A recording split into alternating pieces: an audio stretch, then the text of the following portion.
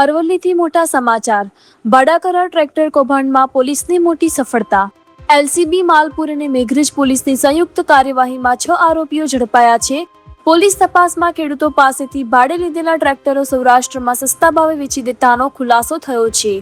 પોલીસે 20 ટ્રેક્ટર, એક જેસીબી અને 10 ટ્રોલી સહિત ₹4 કરોડથી વધુનો મુદ્દામાલ જપ્ત કર્યો છે.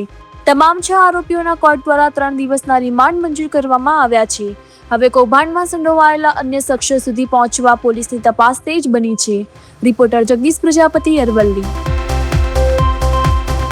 અને ત્યાં એને અન્ય જગ્યાએ સસ્તા ભાવે વેચી દેવામાં આવે છે અને જ્યારે પછી એ વ્યક્તિ પોતે એ પરત લેવા જાય ત્યારે એને ગોળ ગોળ ફેરવવામાં આવે છે અને એનું ટ્રેક્ટર પરત મળતું કે નથી પૈસા મળતા. આ પ્રકારની ફરિયાદના આધારે માલપુર અને મેઘરજ બંને પોલીસ સ્ટેશનમાં અમે એફઆઈઆર દાખલ કરેલી. જે તે સમયે અમે એફઆઈઆર દાખલ કરી ત્યારે ટોટલ 40 ટ્રેક્ટરની એફઆઈઆર હતી.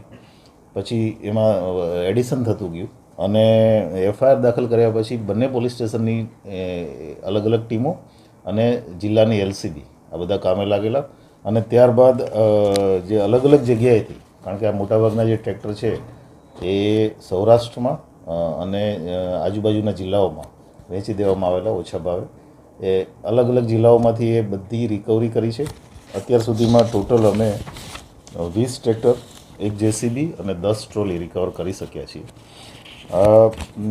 એ સાથે સાથે અમે એમાં ટોટલ 6 આરોપીઓ અત્યાર સુધીમાં અરેસ્ટ કર્યા છે. મુખ્ય આરોપી જે છે એ વિજય, જે પ્રાંતવેલ બાયડનો વતની છે, એની સાથે સહયોગમાં સુનિલ કાળાભાઈ પરમાર, પ્રવીણ મચાર, કનુ ભરવાડ કરીને જે છે એ મુખ્ય આરોપી છે.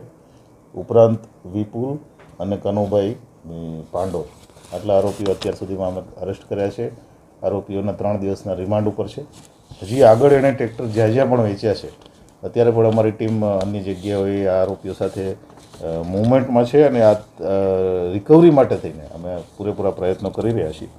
ટોટલ બંને પોલીસ સ્ટેશનમાં થઈ અને અમે લગભગ 4 કરોડની મુદ્દામાલની રિકવરી કરી છે. અને આપના માધ્યમથી લોકોને પણ અપીલ છે કે આવા પ્રકારના ફ્રોડના ભોગ બનેલા હોય કે ખેડૂતો કે કોઈ પણ લોકો, તો એ તાત્કાલિક પોલીસ સ્ટેશનના નજીકના પોલીસ સ્ટેશનનો સંપર્ક કરે. એક બીજું કે ભવિષ્યમાં ક્યારેય આવી પ્રકારની જે લાલચ આપીને જે ટ્રેક્ટર ભાડે લઈ જાય છે તો એના પ્રોપર ડોક્યુમેન્ટેશન વગર અને પ્રોપર લીગલ કાર્યવાહી વગર એને કોઈને પણ આવી રીતે ટ્રેક્ટરો કે કોઈ પણ સાધન સામગ્રી ભાડે ના આપે.